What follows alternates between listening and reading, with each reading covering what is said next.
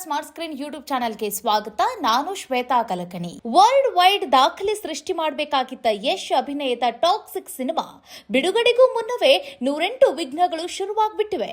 ಟೀಸರ್ನಲ್ಲಿದ್ದ car scene ಅನ್ನ ನೋಡಿ ಹೊಗಳುವ ಬಾಯಿಗಳು ತೆಗಳಲು ಶುರು ಮಾಡಿವೆ. ಯಶ್ ಸಿನಿಮಾವನ್ನ ಫ್ಯಾಮಿಲಿ ಸಮೇತ ನೋಡಬಹುದು ಎಂದು ನಂಬಿಕೆ ಇಟ್ಕೊಂಡಿದ್ದಂತ ಅಭಿಮಾನಿಗಳು ಟೀಸರ್ನ ತಾವೊಬ್ಬರೇ ನೋಡಿ ಚೀತು ಎಂದಿದ್ದಾರೆ.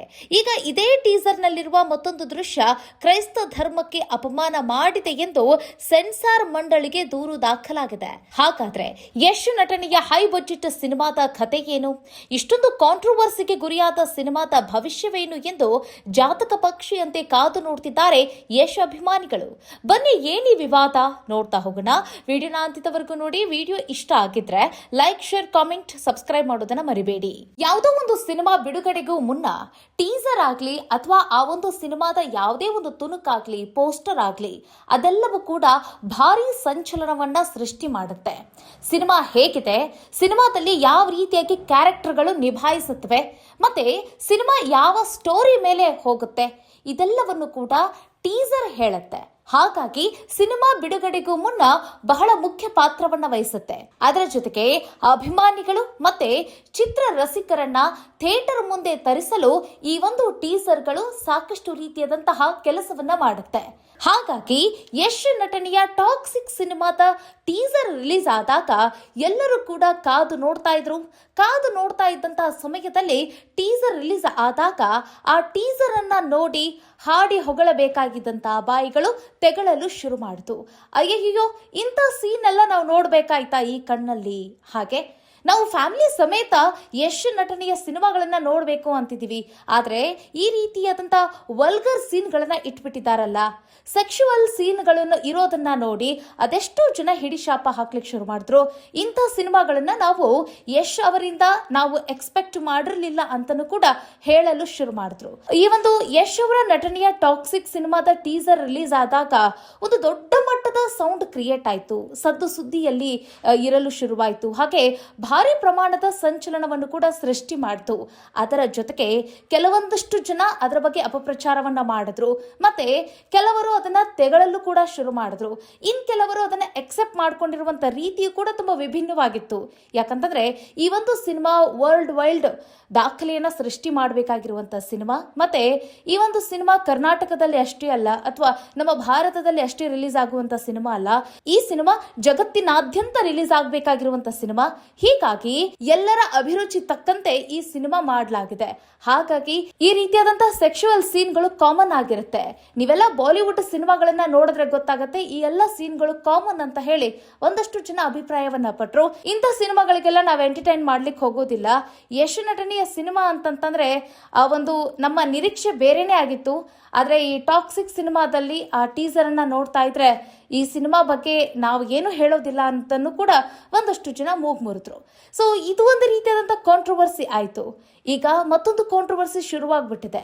ಅಂದ್ರೆ ಒಂದು ಧರ್ಮಕ್ಕೆ ಅಪಮಾನ ಮಾಡಿದ್ದಾರೆ ಯಶ್ ಅಂತ ಹೇಳಿ ಈ ಸಿನಿಮಾ ಕುರಿತಾಗಿ ತೆಗಳಲು ಶುರು ಮಾಡಿದ್ದಾರೆ. ಹಾಗೆ ದೂರು ಕೂಡ ದಾಖಲು ಮಾಡಿದ್ದಾರೆ.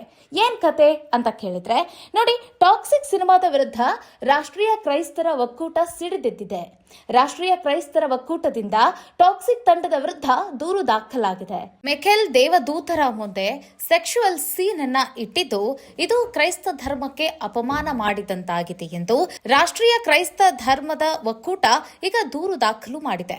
ಹಾಗಾಗಿ ಸರ್ಕಾರದ ಮುಖ್ಯ ಕಾರ್ಯದರ್ಶಿಗೆ, ಗೃಹ ಸಚಿವರಿಗೆ ಮತ್ತು ಸೆನ್ಸಾರ್ ಬೋರ್ಡ್ಗೂ ಕೂಡ ದೂರನ್ನ ಕೊಡಲಾಗಿದೆ.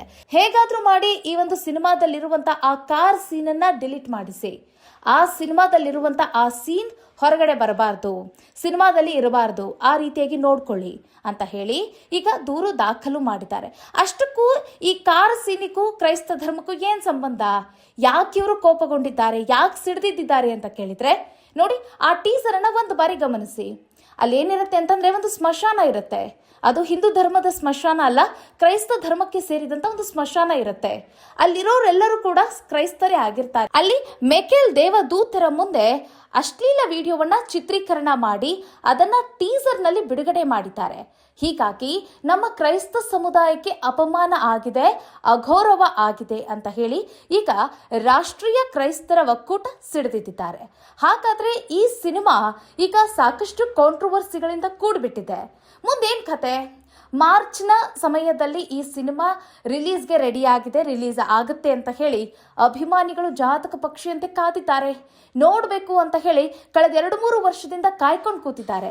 ಈ ಸಂದರ್ಭದಲ್ಲಿ ಈ ರೀತಿಯಾದಂಥ ಕಾಂಟ್ರವರ್ಸಿಗಳನ್ನ ಈ ಟೀಸರ್ ಮಾಡಿದೆ. ಹೀಗಾಗಿ ಸೆನ್ಸಾರ್ ಬೋರ್ಡ್ ಇವರಿಗೆ UI ಸರ್ಟಿಫೈಡ್ ಮಾಡುತ್ತಾ, ಅಥವಾ ಸಿನಿಮಾವನ್ನ ರಿಲೀಸ್ ಮಾಡದಂತೆ ತಡೆ ಹಿಡಿಯುತ್ತಾ, ಅಥವಾ ಬೇಡದಿರುವಂಥ ದೃಶ್ಯಗಳನ್ನ ಈಗ ಈ ಸಿನಿಮಾದಲ್ಲಿ ಅದನ್ನ ತೆಗೆದು ಹಾಕ್ತಾರಾ, ಏನ್ ಕತೆ ಅನ್ನೋದೇ ಈಗ ಕುತೂಹಲ ಮೂಡಿಸ್ತಾ ಇದೆ. ಅದರ ಜೊತೆಗೆ ಈಗ ವಾಣಿಜ್ಯ ಮಂಡಳಿಗೂ ಕೂಡ ಈ ಒಂದು ದೂರು ದಾಖಲಾಗಿದೆ. ಹೀಗಾಗಿ ಕನ್ನಡ ಚಿತ್ರರಂಗದ ವಾಣಿಜ್ಯ ಮಂಡಳಿಗೆ ನೂತನ ಅಧ್ಯಕ್ಷೆಯಾದಂತಹ ಜಯಮಾಲಾ ಅವರು ಕೂಡ ಈ ವಿಚಾರಕ್ಕೆ ಸಂಬಂಧಪಟ್ಟಂತೆ ಪ್ರತಿಕ್ರಿಯೆ ನೀಡಿದ್ದಾರೆ.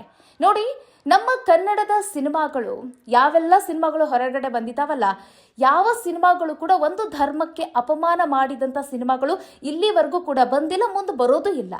ಆ ಸಿನಿಮಾನ ಯಾರು ಕೂಡ ಕಂಪ್ಲೀಟ್ ಆಗಿ ನೋಡಿಲ್ಲ. ಒಂದು ಟೀಸರ್ ಮೇಲೆ ಸಿನಿಮಾದ ಭವಿಷ್ಯವನ್ನ ನುಡಿಲಿಕ್ಕೂ ಕೂಡ ಆಗೋದಿಲ್ಲ. ಒಬ್ಬರು ನಿರ್ಮಾಪಕರು ಸಿನಿಮಾಗೆ ಬಜೆಟ್ ಅನ್ನ ಜೋಡಿಸ್ಬೇಕು ಅಂತಂದ್ರೆ ಕಷ್ಟ ಅಷ್ಟಿಷ್ಟ ಆಗಿರೋದಿಲ್ಲ. ಸೊ ನಾವು ಒಂದು ಸಿನಿಮಾ ಬಗ್ಗೆ ಈ ರೀತಿ ಅಪಪ್ರಚಾರ ಮಾಡೋದನ್ನ ನಿಲ್ಲಿಸಬೇಕು. ಒಂದು ವೇಳೆ ಆ ಧರ್ಮಕ್ಕೆ ಏನಾದ್ರೂ ಅಪಮಾನ ಮಾಡುವಂತದ್ದಾಗಿದ್ರೆ ನಿಮ್ಮ ಜೊತೆಗೂ ನಾನು ಕೂಡ ಕೈ ಜೋಡಿಸ್ತೀನಿ, ನಾನು ಕೂಡ ನಿಮ್ಮ ಜೊತೆ ಹೋರಾಟ ಮಾಡ್ಲಿಕ್ಕೆ ಬರ್ತೀನಿ.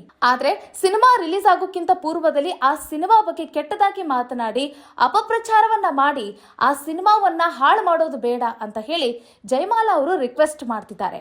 ಅದರ ಜೊತೆಗೆ ಯಾರು ದೂರನ್ನ ನೀಡಿದಾರಲ್ಲ, ಆ ದೂರುದಾರರ ಜೊತೆಗೂ ಕೂಡ ಅವರು ಮಾತನಾಡಿದ್ದಾರೆ. ಅವರಿಗೆ ಒಂದಷ್ಟು ಭರವಸೆಯನ್ನು ಕೂಡ ಕೊಟ್ಟಿದ್ದಾರೆ. ಒಂದ್ ವೇಳೆ ಧರ್ಮಕ್ಕೆ ಅಪಮಾನ ಆಗಿದ್ದೇ ಆಗಿದ್ರೆ ನಾವು ಕೂಡ ಕ್ರಮವನ್ನ ತೆಗೆದುಕೊಳ್ತೀವಿ. ಹಾಗೆ ಸೆನ್ಸಾರ್ ಬೋರ್ಡ್ ಅವರು ಕೂಡ ಕ್ರಮವನ್ನ ವಹಿಸ್ತಾರೆ ಅಂತ ಹೇಳಿ ಅವರು ಭರವಸೆಯನ್ನ ಕೊಟ್ಟಿದ್ದಾರೆ.